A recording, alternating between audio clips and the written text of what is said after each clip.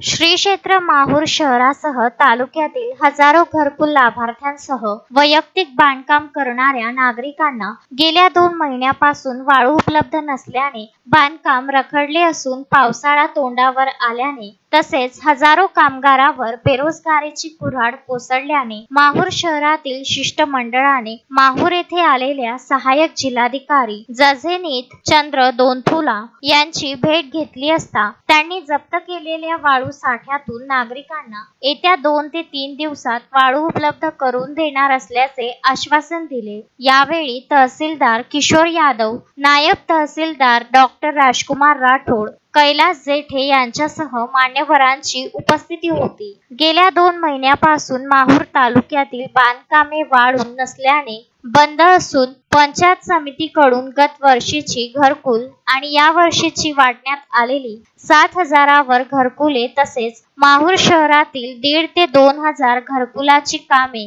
वाळू नसल्याने ठप्प असून घरकुल लाभधारक पावसाळा तोंडावर आल्याने घाबरलेल्या अवस्थेत असून प्रचंड महाग असलेली पिवळी वाळू घेणे शक्य नसल्याने शासनाकडून मोफत वाळू आणण्यासाठीही 3,000 ते 4,000 रुपये खर्च येत असल्याने घरकुल धारक त्रस्त तर इतर वैयक्तिक बांधकाम करणारे नागरिक ही वाळूपायी उघड्यावर असल्यासारखेच आहेत। त्यामुळे माहूर शहरातील काँग्रेसचे जिल्हा सरचिटणीस आनंद तुपदाडे, पत्रकार जयकुमार अडकिने, पत्रकार बावानी, पत्रकार राज ठाकूर, सामाजिक कार्यकर्ते तथा व्यावसायिक जितू चोले तसेच लांजीचे सरपंच तथा माजी पंचायत समितीचे सभापती मारुती रेकुलवार यांच्यासह मान्यवरांनी माहूर येथे आलेले सहाय्यक जिल्हाधिकारी झेनीत चंद्र दोंथुला यांची भेट घेऊन निवेदन दिले असता त्यांनी तालुक्यात अनेक ठिकाणी जप्त केलेली 419 जप्त वाळू साठ्यातून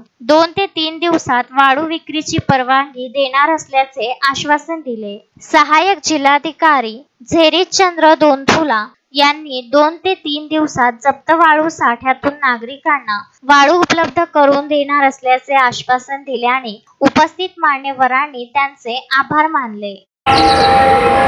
सहाय्यक जिल्हाधिकारी सन्माननीय झेनीत चंद्र दोंथुला साहेब आज माहूर तहसील कार्यालय येथे भेटी दरम्यान आले असता माहूर शहरातील व तालुक्यातील घरकुल लाभार्थ्यांची त्यांच्यासमोर व्यथा मांडण्यात आली। माहूर शहरात व तालुक्यातील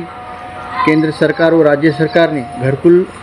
मोठ्या प्रमाणात मंजूर केले आणि त्या घरकुल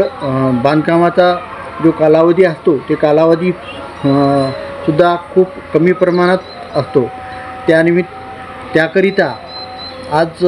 2 ते 2.5 महिन्यापासून जी घरकुल बांधकामासाठी जी रेती आवश्यक असते ती रेती 2 ते 2.5 महिन्यापासून घरकुल लाभार्थ्याला भेटत नाही। आज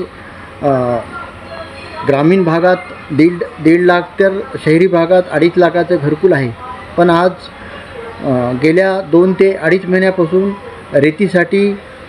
परेशान असलेले लाभार्थी यांची व्यथा सन्माननीय सहाय्यक जिल्हाधिकारी साहेब यांच्यासमोर मांडण्यात आली। कारण की जे गुजरात आणि छत्तीसगडहून जी रेती ज्या भावाने मिळते ते भाव म्हणलं तर जवळपास 10,000 रुपये ब्रासची रेती असते ती आणि प्रत्येक घरकुलसाठी 10 ते 15 तरी ब्रास रेती ही लागते। आणि रेतीचं कसं असते की ग्रामीण भागामध्ये 1.5 लाखाचं घरकुल आणि शहरी भागामध्ये 2.5 लाखाचं। समजा जर त्यानं फक्त रेतीच घेतली 10 ब्रास तर ती 1 लाखाची रेती आणि बाकीच्या 50,000मध्ये तिला विटा, सिमेंट, बाकीचे जे बी साहित्य, गज जे स्टील जे असते ते लागते ते कोणत्या ह्याच्यानं घेणार। त्यासाठी आज सन्माननीय जिल्हाधिकारी साहेब यांच्यासमोर माहूर तालुक्यातील धडाडीचे पत्रकार जयकुमार अडकिनेजी, इलियास बावानीजी आणि राज ठाकूर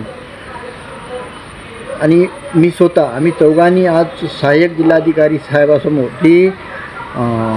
419 ब्रास जप्त केलेली जी रेती आहे ते रेतीची लिलाव करून घरकुल लाभार्थ्यांना आणि इतर बांधकामधारकांना ती रेती वाजवी दामात मिळावी याकरिता त्यांना आज निवेदन देण्यात आलं आणि सर्वांच्या समोर सन्माननीय जिल्हाधिकारी साहेबांनासुद्धा आज आश्वासन दिलं की 2 ते 3 दिवसात जे जप्त झालेली जी रेती आहे 419 ब्रास, त्या 419 ब्रास रेतीचं लिलाव करण्यात येईल आणि एक 5 ते 6 दिवसाच्या कालावधीसाठी 5 ते 6 दिवसासाठी ती रेती म्हणजे शासनाच्या नियमाप्रमाणे घरकुल लाभार्थी असतील या इतर बांधकामासाठी ती रेती रास्त म्हणजे शासकीय नियमाने आणि शासकीय भावाप्रमाणे ती रेती देण्यात येईल असं त्यांनी सन्माननीय जिल्हाधिकारी साहेबांनी आज मंडळासमोर त्यांनी आश्वासन दिलं आहे. आणि आपण आज माहूर शहरात फिरत असताना मी लाभार्थ्यांची घरकुल लाभार्थ्यांची व्यथा मी स्वतः पाहिली. बरेच ठिकाणी कॉलम झालेले आहेत आणि पावसाळासुद्धा तोंडावर आलेला आहे आणि त्यांनी खड्डे तर करून ठेवलेत हे तुम्ही पाहू शकता, पण त्या खड्ड्यामध्ये कॉलम उभे करण्यासाठी सर्वात आधी रेतीची आवश्यकता असते आणि ते रेतीच आज गेल्या 2 महिन्यापासून ती रेती बंद असल्यामुळे लाभार्थी खूप अडचणीत आलेले आहेत. संजय घोगरे, विदर्भ न्यूज, माहूर.